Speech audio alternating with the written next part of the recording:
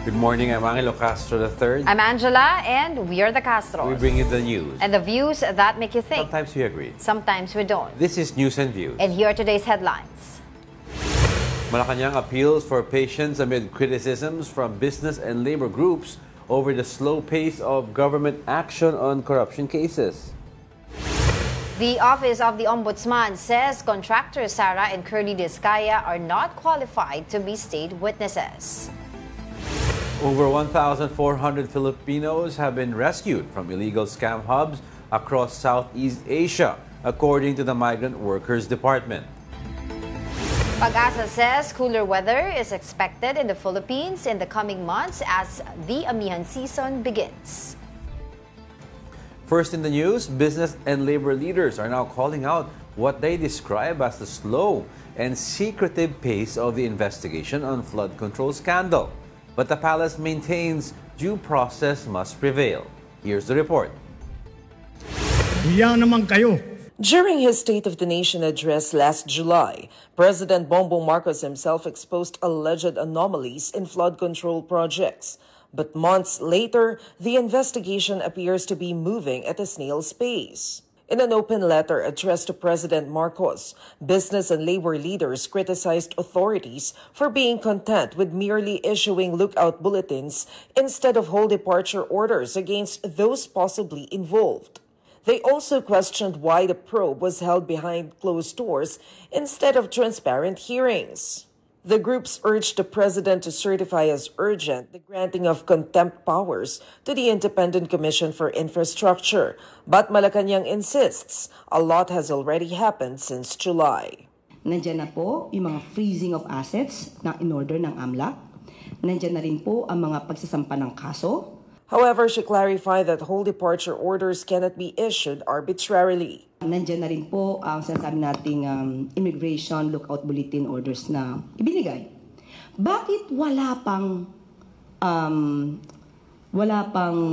whole departure order? Unang-una po, ang whole departure order ang mag-i-issue po niyan ay korte. So dapat malaman po nila na lahat po ng ginagawa ngayon ng administrasyon at ng mga law enforcement agencies ay naaayon sa batas. Hindi po natin basta-basta maaaring tawagin o sabihin na isang tao ay hindi ka pwedeng magbiyahe. Yan po naman ay lalabag sa batas. Dahil lahat naman din po tayo ay may freedom of movement. The palace also emphasized that even the NBI, which has no contempt powers, is still able to perform its investigative duties effectively. Unang-una po, ang NBI po ay isang investigative body, pero wala silang contempt powers.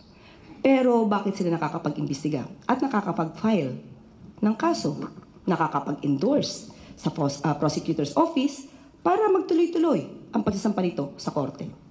Meron o wala man contempt powers ang ICI, makikita po natin na sila naman po ay pinupuntahan ng mga pinapatawag nila. Ang pag-iimbestiga po, di naman po siguro kinakailangan sa aking pananaw na magkaroon ng contempt powers dahil marami po ang maaari magpasubpina. She added that if a person summoned by the ICI refuses to appear, that's no longer the Commission's fault, and those individuals can still be charged even if their side hasn't been heard. The 47th ASEAN Summit enters its final day as leaders are expected to wrap up talks on regional security, economic stability, and climate action. For updates, we now go live to Mobile Journal Julie Baiza reporting from Kuala Lumpur, Malaysia. Julie, what should we expect on this last day? Diego, Angela, katatapos-tapos nga lang ng paglagda sa ASEAN-China Free Trade Agreement 3.0 upgrade. Yan yung sinaksihan nga ni Pangulong Bongbong Marcos at ibang leader dito. Mamaya naman, opisyal na ipapasa ng Malaysia sa Pilipinas yung chairmanship o pamumuno sa ASEAN sa susunod na taon. Pero bago yan, dumalo muna si PBBM sa ilang mahalagang mga pulong kahapon. Sumentro sa usapin ng West Philippine Sea yung mga naging pahayag ni Pangulong Marcos sa mga summit. Sa harap ni US President Donald Trump, Binakbak ng Pangulo ang nagpapatuloy na panggigipit, dangerous maneuvers at paggamit ng equipment para pigilan ang legitimate activities ng bansa sa West Philippine Sea. Nakakabahala raw yung ganyang aksyon na naglalagay sa panganib sa buhay ng mga Pinoy. Binanggit din niya yung paglalagay ng quote-unquote nature reserve sa Baho de Masinloc na malinaw na paglabag sa soberanya ng bansa at sa traditional fishing rights ng mga Pinoy under 1982 UNCLOS at pinagtibay ng 2016 arbitral ruling. Wala namang tinukoy na bansa ang Pangulo pero kailan lang ilang insidente na ng harassment at panggigipit ng China ang pinrotesta ng Pilipinas. Samantala ang palasyo naman sumagot sa akusasyon ni Davao Representative Pulong Duterte kay AFP Chief of Staff Romeo Browner Jr. na nagsasabing isinusulong yung interes ng Estados Unidos. Ang sabi ni Castro, ano pa raw ba yung aasahan sa mga Duterte? Yung ganyang naratibo daw ay pro-China, gaya nga daw ng sinabi ni Commodore J. Tariela. Hinamon pa niya yung mga Duterte na mag-ingay at magsalita tuwing meron daw mga barko ng Pilipinas na binobomba ng water cannon ng China. Bukod dyan, nagpaliwanag din si Castro dun sa kontrobersyal na larawan ng Pangulo, na larawan ng mga ASEAN leaders na wala ang Pangulo. Kung nakita ninyo yan sa social media, nangyari yan sa ASEAN-Japan Summit. Ang sabi ni Castro, nasa extended bilateral meeting ang Pangulo kasama yung United Nations dahilan para hindi siya makasama doon sa photo opportunity. Pero dumalo ang Pangulo doon sa nasabing summit kasi nagkaroon nga din ng ilang mga pahayag after that, and even Secretary Dave Gomez kinonfirm nga niya na nandun si PBBM nga lang at mayroong extended bilateral meeting. Pagkatapos naman ang mga nakalatag na schedule pa ngayong araw mamayang hapon, bukod doon sa turnover ceremony ay magkakaroon din ng kapihan kasama si Pangulong Bongbong Marcos at sasagot sa ilang mga katanungan ng media. Bukod dyan, magbibigay din ng update ang Pangulo or inaasahang magbibigay ng update kung ano yung mga paghahanda na ginagawa ng bansa para sa nakatakdang pag-host natin ng ASEAN next year. Kung meron ng kahapon, nag-brief kami kaunti. Ano ba yung mga possible na lugar na pagdausan ng ASEAN 2026 or ano ba yung mga paghahanda sa side naman ng Presidential Communications Office para naman sa pag-cater ng mga media both local and international na nakatakdang pumunta sa bansa. Pagkatapos ng kapihan, lilipad na si Pangulong Bongbong Marcos at yung delegasyon pauwi dyan sa Pilipinas kasi meron ding nakatakda naman na pagdalo sa APEC sa Korea naman ang Pangulo. Julie, perhaps can you describe to us yung naging mood during the summit habang nagtatalumpati si Pangulong Bongbong Marcos sa kaugnay nga dun sa kanya naging speech sa West Philippine Sea? Actually, Angela, hindi lang naman sa iisang summit na banggit ng Pangulo yung usapin ng West Philippine Sea. Unang-una doon nga sa US-ASEAN Summit, maging doon sa pagbubukas niya ng East Asia Summit, diyan din sumentro yung naging pahayag ng Pangulo. And yung mga other leaders kasi, hindi man sila nagbibigay ng pahayag, pero may mga makikita ka, may mga nagnanod or wala namang ibang mga reaction na makikita from them, and not they agree kung ano yung sinasabi ng Pangulo doon nga sa usapin. And hindi din yan yung first day na binanggit yan ng Pangulo kasi yung previous summit, yun doon sa ASEAN-India Summit, West Philippine Sea at Maritime Cooperation, Maritime Dispute din, yung naging sentro ng kanyang usapin. Kaya nga ang sinasabi namin, ito ba yung aasahan din natin na magiging tutunguhin or direction din ng mga pahayag ng Pangulo, lalo na next year, lahat ng summit meron siyang magiging pahayag bilang tayo nga yung nakaupong chairman. Okay, so aside from that, ano pa yung magiging agenda natin today, and do we have any details as well dun sa magiging plano natin as tayo na yung magiging host, magiging chairman ng ASEAN Summit next year? Bukod doon sa nilagdaang ASEAN-China Free Trade Agreement 3.0 upgrade ngayong umaga, meron pang mga bilateral meeting na dadaluhan ng Pangulo, kabilang nga dyan yung bilateral meeting sa Australia. And actually, dalawa yung bilateral meeting na nakaset ngayon bago yung expected pagsasara or closing ceremony and yung turnover ng chairship. Doon naman sa sinasabing paghahanda, ang nakausap kasi natin yung Presidential Communications Office. So medyo more doon sa kung ano yung ginagawa ng communications arm ng pamahalaan. Ang sabi nga nila, ongoing na yung mga conceptualization kasi mula doon sa theme, doon sa magiging mga logo, yung mga ganyang bagay, pinaghahandaan niya ng PCO at saka ng OP. And another nga, yung pinaplansya ngayon is yung mga lugar na posibleng pagdausan, hindi lang nung 48 at 49th summit mismo na mangyayari sa May at November next year, kundi yung mga other senior officials meeting kasi throughout the year may mga ganong mangyayaring senior officials meeting sa Pilipinas. And ang tinatarget ng pamahalaan natin, sana nga daw ma-promote even yung iba pang lugar sa atin or pwedeng tourist destination. All right, thank you for that. Mobile Journal, Julie Baiza reporting from Kuala Lumpur, Malaysia. We'll be back with more stories after the break. Keep it here on One News.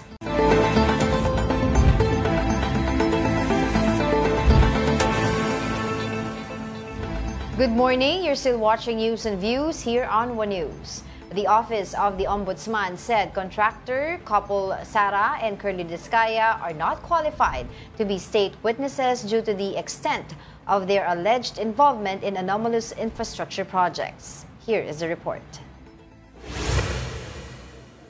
It is now deemed impossible for Sara and Curly Discaya to become state witnesses in the flood control scandal, according to the Office of the Ombudsman. This follows the couple's decision not to cooperate with the ongoing investigation of the Independent Commission for Infrastructure or ICI. Assistant Ombudsman Miko Clavano added that they cannot be treated as state witnesses, citing their involvement in more than 4,000 bidding activities nationwide. Lahat po talaga ng kabalastugan ng DPWH pinasukan na talaga ng Discaya. So I don't think they're in any position to bargain with the government, especially with their status as state witness. It's beyond that already dahil sa nakita ho nating ebidensya. As a result, the Discayas will also be stripped of government protection. Curly and Sara were considered protected witnesses, which provided them with security and assigned personnel to safeguard them while the case was ongoing. Their affidavits submitted during the Senate hearings last month were also described as too shallow. While they did submit a list of individuals allegedly involved into anomalous projects, they reportedly failed to attach supporting evidence to substantiate their claims. The Ombudsman said it will proceed with filing charges against the Discayas, including malversation of public funds, falsification of public documents, and other related crimes. They are expected to be subpoenaed to appear in the preliminary investigation. Tignan na lang ho natin kung hindi pa rin sila mag-cooperate, kung gumulong na po yung ating proseso dito sa Office ng Ombudsman. Senate President Pro Tempore Ping Lacson is keeping his stance clear. He will only accept the role of Blue Ribbon Committee Chairman again if elected by his colleagues. Here's the report. Senate President Pro Tempore Ping Lacson is keeping his options open, saying he'll only return as Blue Ribbon Committee Chairman if elected by his colleagues. In an interview with Storycon, Lacson stressed that he would accept the post only through a formal Senate vote, following reports that some lawmakers want him to lead the flood control investigation anew. Hindi natin alam kung ano mangyayari kasi kung halimbawa may mag-nominate, tapos may mag-object, hindi na sa botohan at hindi naman umubra. So hindi ako babalik as chairman. If elected, then I will accept. Lacson also confirmed that witness Orly Gutesa, who earlier submitted a sworn statement in the flood control anomaly probe, can no longer be located at his registered address. He said the Manila Regional Trial Court had already attempted to serve a subpoena but failed. Lacson added he might tap his contacts in the Marine Corps, where Gutesa once served, to help track him down. But he noted that if the witness remains missing, his sworn statement will still be considered valid. Meanwhile, Lacson revealed that another very important witness is expected to testify at the next hearing on November 14. A witness said he could implicate more big names in the ongoing investigation. Medyo malawak-lawak.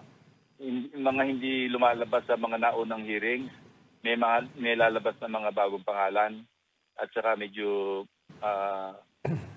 malaking pangalan. We only have to wait until November 14 marinig natin yan. Kung sakaling haharap siya doon. Pero all indications, ang all indications naman, it's a go eh. Lacson refused to name names for now, but said all signs point to the witness appearing in the next Blue Ribbon hearing. possibly widening the scope of the country's biggest corruption probe yet.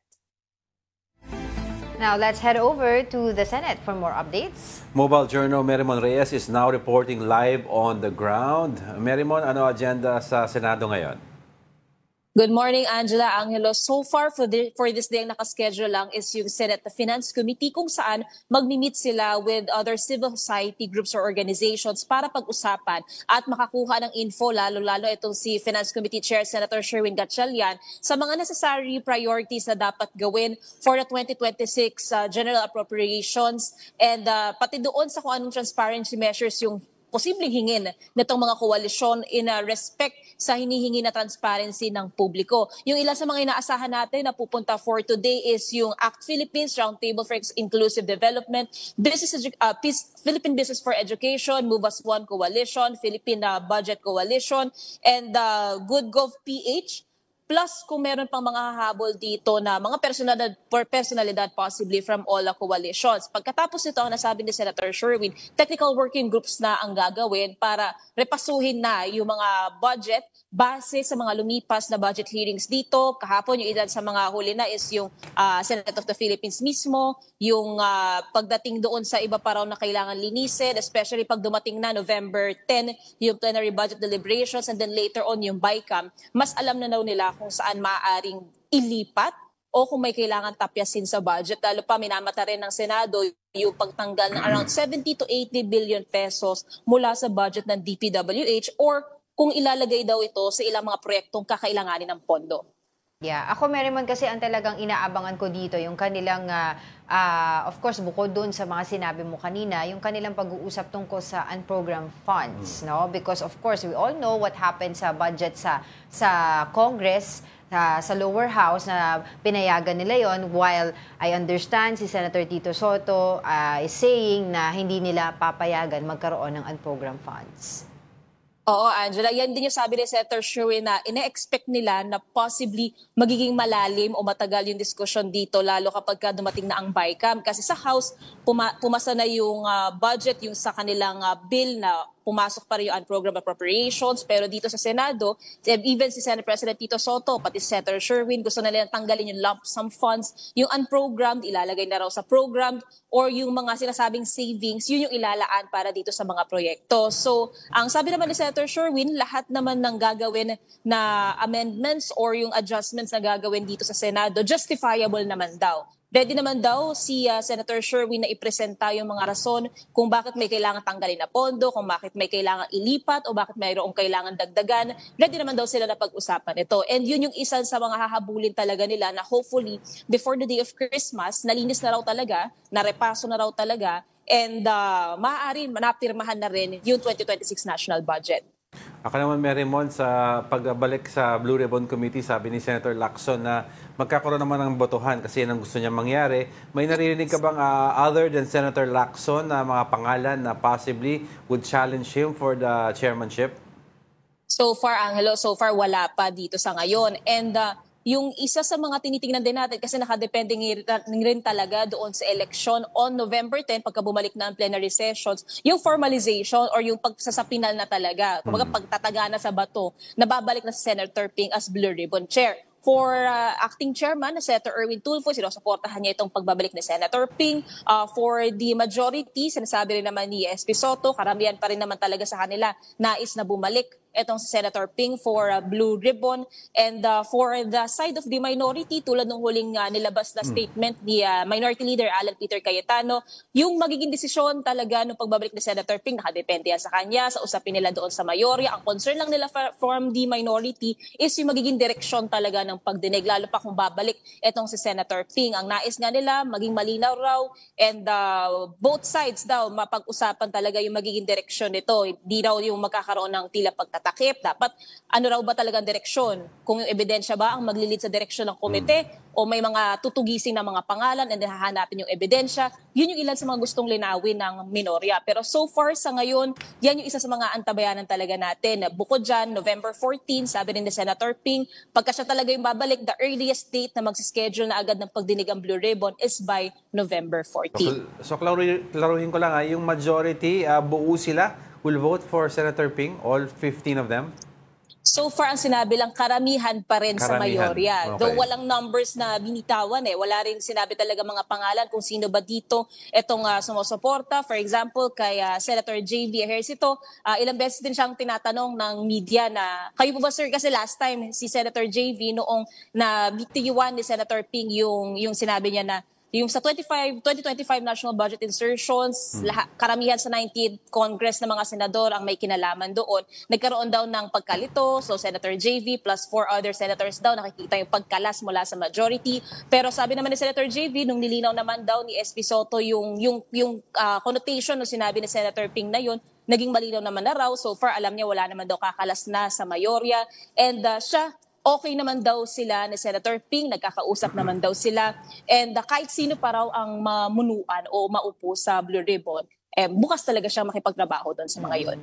Very quick na lang, Mary Mon, tanong ko lang din yung co-warrant to petition na final kay against Senator Erwin Tulfo. Meron na ba siyang statement regarding that? Kahapon naglabas din agad ito si Senator Erwin ng kanyang statement at sinabi niya matagal na rin daw nilang alam na meron nang nakabinbin na ganyan na kaso, nakirequestion yung kanyang citizenship, pero patuloy niya naman daw ipaglalaban yung kanyang kaalaman dito, yung kanyang katayuan na wala naman talagang kaso na dapat ipataw sa kanya. Pero so far yun pa lang yung huling galaw eh. Nagtanong din tayo mula dito sa Senado pero so far wala rin pa tayong nakukuhang impormasyon kung paano nila i-approach ito. More likely siguro antabayanan natin by November pagkabumalik na yung plenary session kasi maaaring i-address din ito ng senador sa pamamagitan ng isang privilege speech o kaya naman maaari rin sa isang legislative inquiry matalakay ito. Alright, thank you. Mobile Journal, Mary Mon Reyes reporting live from the Senate. In other news, Pag-asa said cooler weather is expected in the Philippines in the coming months as the amihan season begins. Let's discuss that further with Pag-asa weather specialist Benison Estareja. Hi Benison, thanks for joining us again. So ano yung mga specific indicators that would lead to Pag-asa to officially declare the start of the amihan season this week? Good morning, Miss Angela and Sir Angelo. So sa ngayon po, yung pagdedeklara po ng Pag-asa for the start of the amihan season or the northeast monsoon season is because of the establishment of the high pressure area dito po sa may mainland Asia. No? Yung high pressure na yan, nagdadala po yan ng malamig na hangin po going towards the Philippines. So we're expecting naman in the coming months, next 4 to 5 months, magiging gradual yung paglakas po ng hanging amihan. So ibig sabihin, medyo dry po ito, may kalamigan, lalo na pagsapit po ng December hanggang February. And then at the same time, meron din asa mga may hinang pag-ulan dulot ng amihan. Plus yung shear line, yung existence po ng shear line is kapag nagbabanggaan po yung amihan at saka yung mainit na easterlies. So as a result, nagkakaroon din ng mga minsan malalakas na ulan dito sa may eastern side ng ating bansa. Just to be clear, yung amihan mararamdaman from the northern area muna?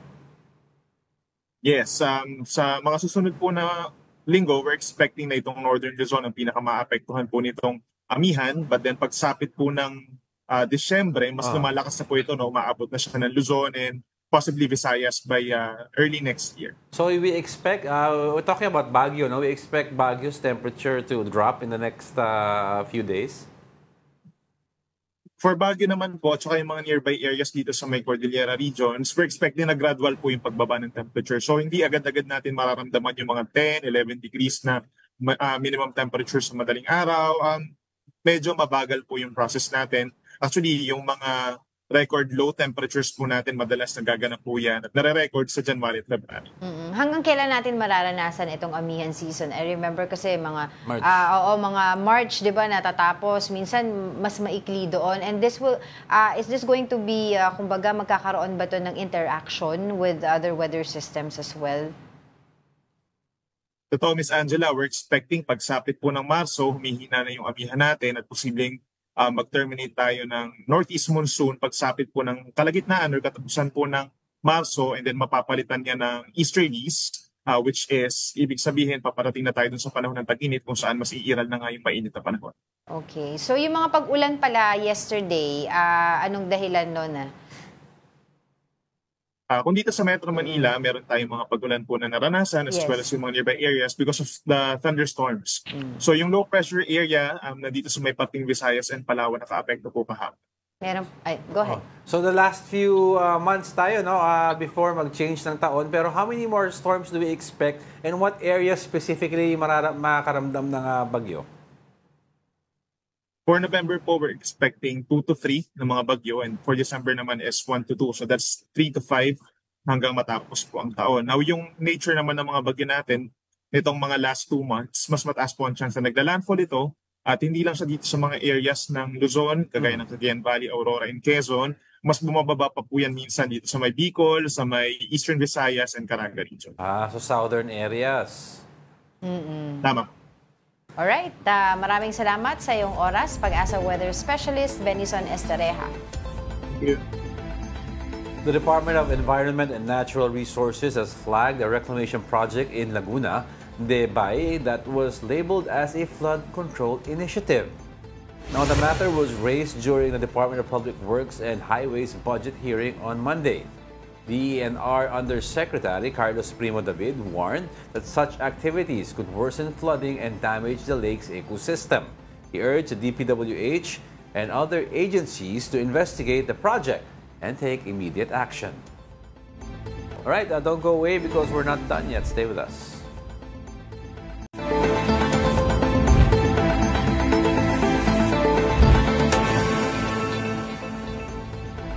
Welcome back. You're still watching News and Views here on One News. Right now, we have a Committee on Finance hearing chaired by Senator Sherwin Gatchalian. So let's take you to that. Codes. So these allow you to do analysis at a very granular level, down to what kind of object of expenditure there is. The programs are all coded so that we can identify rather than comparing two programs that we're not sure are similar. No? So this will help you to also generate analytics, for example, sa performance. Later on sa budget accountability, yung pagpapublish ng mga financial accountability reports, these should also have the same codes. So it will not be also difficult for you to ask during the hearings, ano ba yung utilization, ano ba yung disbursement ng bawat programs. If we have these kinds of transparency servers, I think si Ken will show an example of how we were able to scrape data and turn that into a transparency server. So these are very practicable, and I think this should be the goal that we are striving for. Example, si Ken mamaya. Yes. Okay, sige. We'll talk about that because I want to visualize rin itong transparency server. Kasi ang next step will be, kami naman dito sa Senate will upload what we call the Senate version. No, so these are the amendments on the GAB. Yes. No? Together with all the annexes. Mas marami lang kaming annex this time dahil we require the DPWH to publish the technical descriptions. No, so pero admittedly, naka-PDF siya. So, hindi siya enough na PDF lang. Dapat Excel format siya. Is that tama ba yun? I'm not a IT guy, no? But kino-coach lang ako ng mga analyst din namin kung paano gawin mang madali. So, in your opinion, mas madaling pag Excel format Yes, siya? sir. Yes, sir. Oo. Better if Excel format po siya. And then, it contains yung mga, di ba sa NEP meron ng Prexy code? Yes, may Prexy and UAX code po sa NEP Oo. at sa GAA. Correct. So, kasama na rin yan doon sa Excel? Yes, it should be part of it. Okay. And then, dito sa recommendation number 1 in 256 na port and patronage, where do you suggest we can allocate this? Itong 256, I would assume pumunta to largely to yung mga paboritong programs, no, like MAIP, AIX, TUPAD, what else? Ito pala. No, meron yatang DLIP. It's the AIX from DSWD, TUPAD of DOLE, and MAIFIP of DOH, and then yung tulong dunong program ng CHED po. Tama. Ito pa lang wala dito. Tulong-dulong. Yes, 2 billion po sa tulong dunong. So, where do you suggest to move itong 256 na patronage no programs? Ano ang suggestion nyo? I get your point. Yes. Na itong mga programs nito are to a certain extent or to a larger extent actually promotes mendicancy. Diba? So I get your point in that. So what's a sustainable program? Kasi ang tinitingnan ko is also sustainability. Meaning hindi siya susceptible to the whims of Congress kung dadagdagan, babawasan. For example, in my opinion, the 4Ps is a good program, no, because it's sustainable in a sense that it looks at, for example, the number of poor families, the outcomes, diba? Kung pumapasok yung bata, healthy yung mother. So sustainable siya in that sense because it's pegged to a outcome or certain outcome. So in your opinion, itong 256, anong magandang paggamitan yan? No? Yes, thank you, Senator Win, for pointing this out. We agree. I think the reason that these programs are susceptible to being treated like pork is that to a large extent, the legislators have an exercise over how these are implemented. And as we said, no matter how well-meaning a lawmaker is, we understand that the lawmakers want to help the healthcare, the education.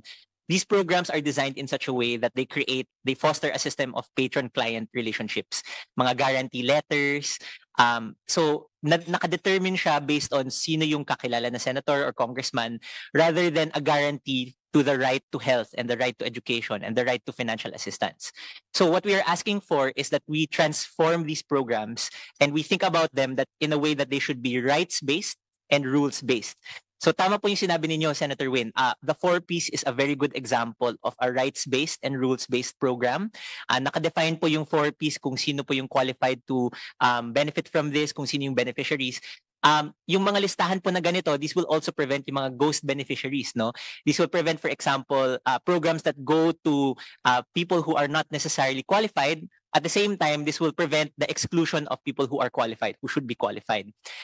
For the healthcare system, we really should strengthen our universal healthcare law.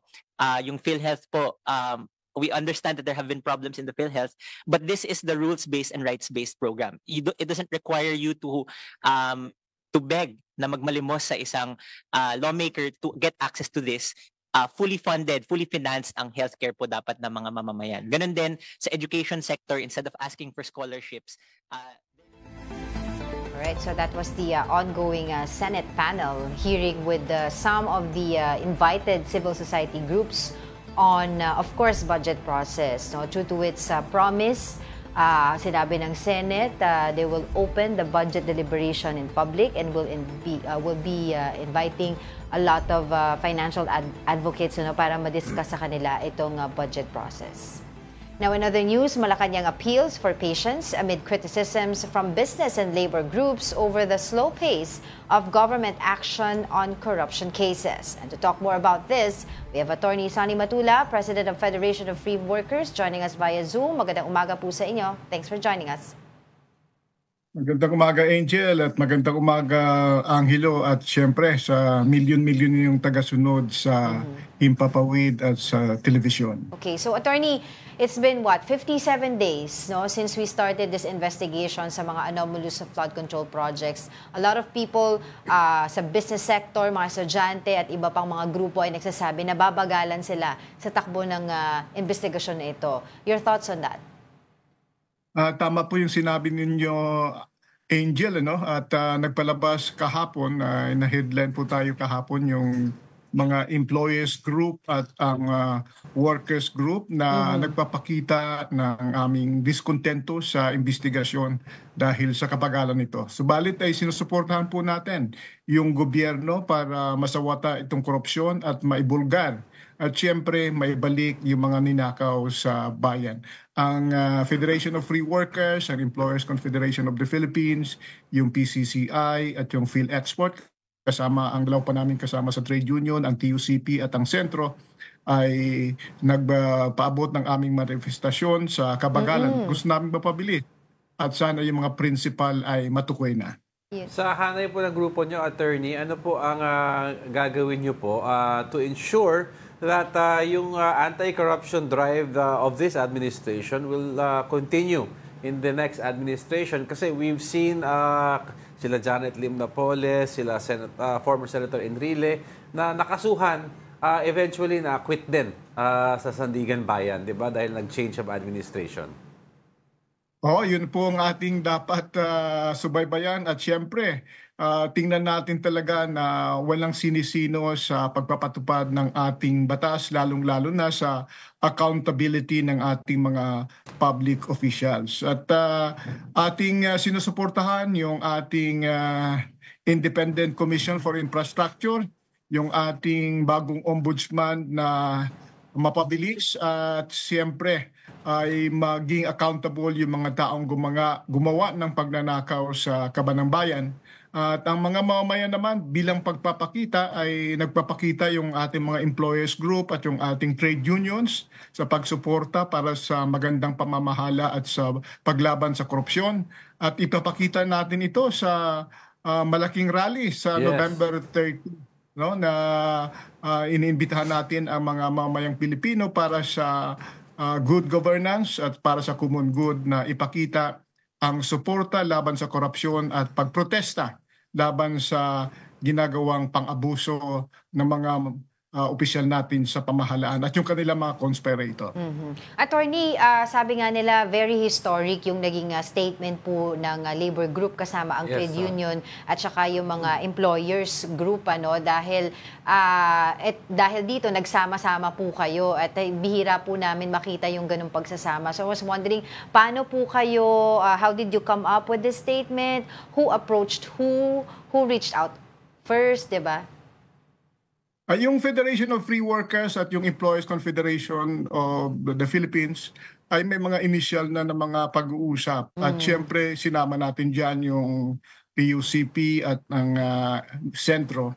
May proyekto kami, yung tawag ay yung social dialogue between workers and the employers.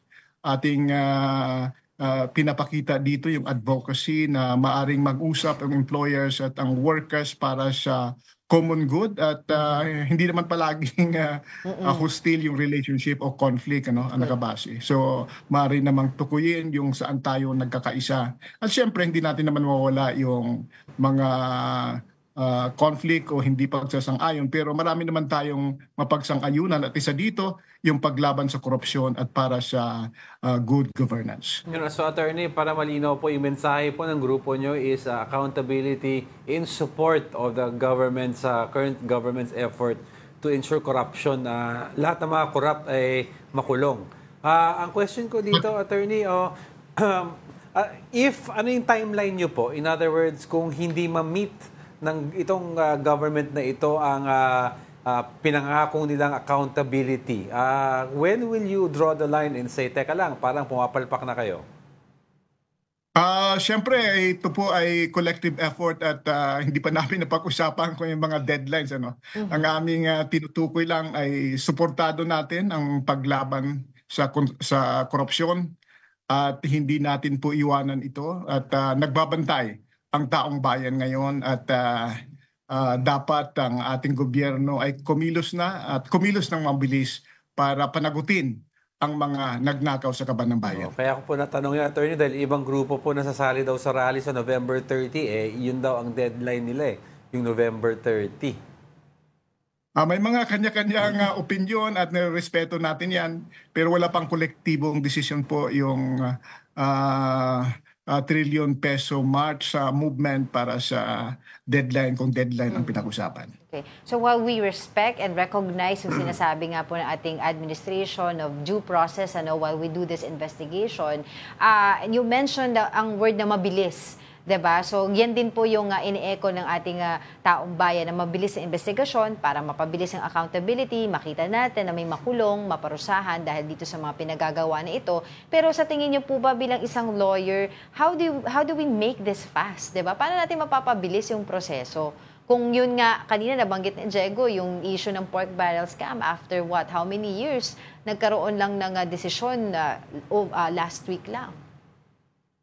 Kung may political will naman ay palagi ko kayang-kaya. At siyempre, hindi lamang natin pabayaan ng gobyerno, napaka-importante po ng issue ng korupsyon na dapat bantayan ng taong bayan. Kaya po tayo ngayon ay nag-uorganisa.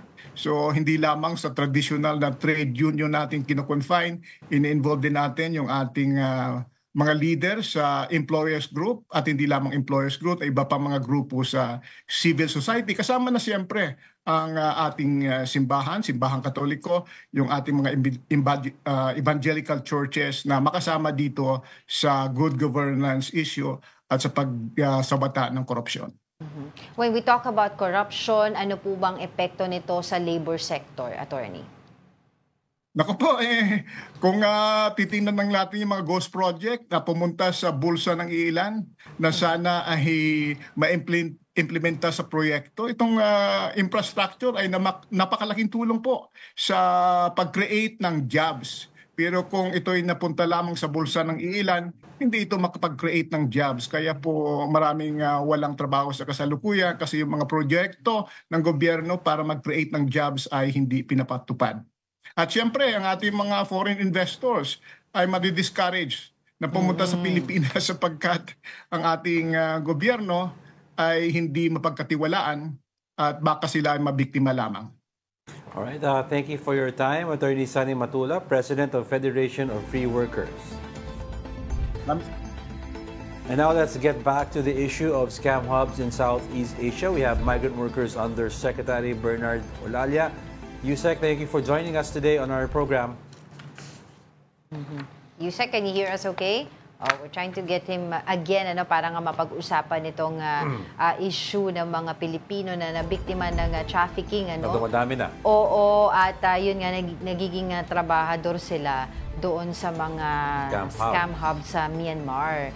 And yun nga, pinag-uusapan din natin kanina yung rescue efforts sa ginawa dito sa 1,000 plus na individuals at 66 na mga Filipinos na biktima nga nitong trafficking dyan sa Myanmar. It's been an ongoing issue for 2 years already. Marami tayong mga nabalitaan ng mga Pilipino naging biktima dito sa mga scam hubs na ito. So, what is the government doing about this? Kasi nga, tulad na nabanggit mo kanina, very ito limited ay ang kasi ang transaction nangyayari sa sa social media. Yes. Ito na, kasama na po natin ngayon si Migrant Workers Under Secretary Bernard Olalia. Magandang umaga po sa inyo. Thank you for joining us. Nakamute po kayo, sir. Yeah, Ayun, magandang umaga po sa inyo, ma'am, sir. Magandang umaga po sa lahat po ng nanonood po sa programa nyo. Busy ito si sir. Pasensya na po at kunin po namin ng konting nyo pong oras para po mabigyan po kami ng full details ng naging rescue efforts po ng ating mga kababayan doon nga po sa mga naging victims nga po nitong scam. Yes. Yes po. Bagamat meron po tayong Migrant Workers Office sa Bangkok, at meron tayong Labor Attaché doon.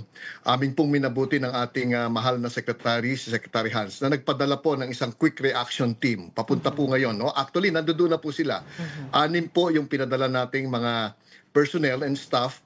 2 lawyers, isang director, at saka isang labor attaché, isang veteranong labor attaché po ang nakalapag na sa Bangkok ngayon patungo po sa Maysot kung saan nandoon po yung mahigit 22, 220 po nating mga kababayan na biktima po ng human trafficking na ating pong tutulungang makauwi pabalik po ng ating bansa dito sa Pilipinas. Yusek, paano ang nagiging tugon ng rescue efforts natin sa bandang Myanmar given na wala tayong official coordination with the current government? Nandoon po ang ating Philippine Embassy sa Yangon. Sila po ang nakatutok sa mga authorities doon sa Myanmar at sila po ang tumutulong kapag po merong nais magpa-rescue ng mga kababayan natin na nasa Myanmar side.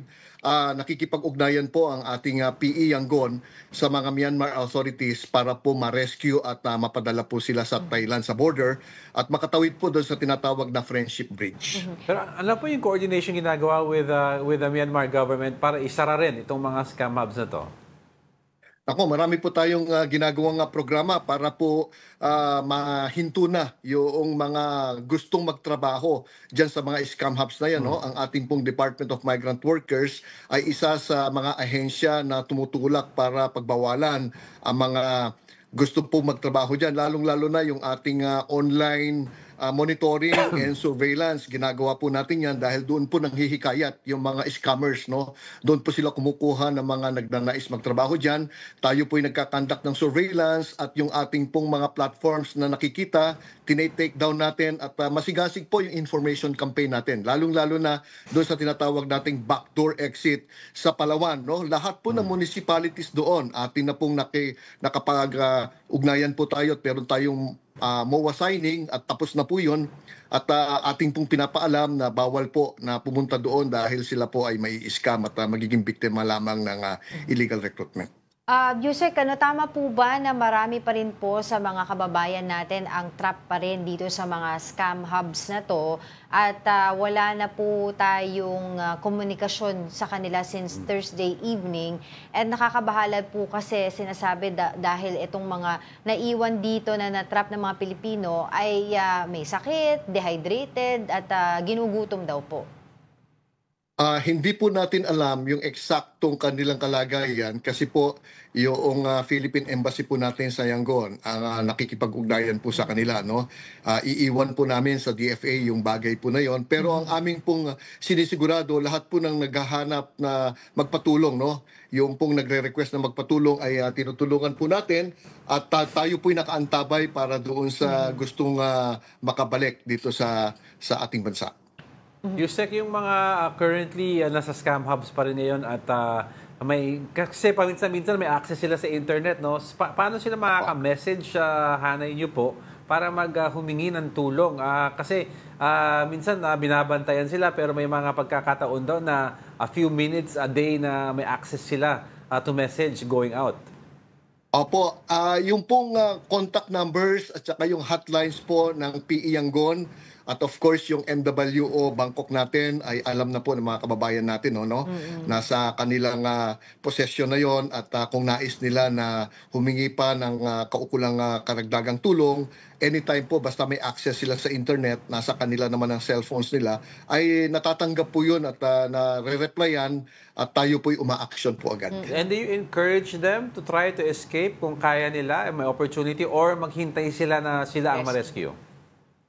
Pinakamainam po siguro yung coordinated rescue. Mahirap po kasi unang-una minsan sa kanila walang pasaporte dahil kinuha yung kanilang travel documents. So may hirapan po sila. Baka mamaya mapagkamalan pa sila na member ng mga sindikato. Yes. So pinakamaganda po siguro ma-coordinate yung kanilang rescue na nakaantabay naman yung ating mga kasamahan doon sa gobyerno at sila po ang magdadala kung saan yung lugar na safe sila at saka matutulungan ng husto. Yusek, ano po yung magiging proseso doon po sa mga kababayan natin na na-rescue na po natin to make sure that these are legit victims of trafficking at hindi po yung mga complicit ng illegal activities? Kasi meron po tayo naging balita before na nagpanggap po na biktima, yung pala isa siya sa mga illegal recruiters. Yes, meron po tayong sinusunod na proseso and this is what we call yung NRM process, no? Yung National Repatriation Mechanism, of which ang Thailand authorities and Philippine authorities are engaged, no? Yung NRM, meron po silang tinatawag doon na victim identification.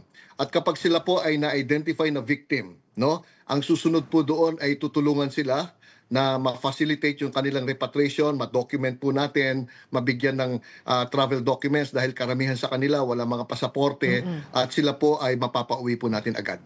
Alright, patuloy po kami makikipag-ugnayan sa inyo regarding this issue. For the meantime, maraming salamat po sa inyong oras, DMW Yusek Bernard Olalia.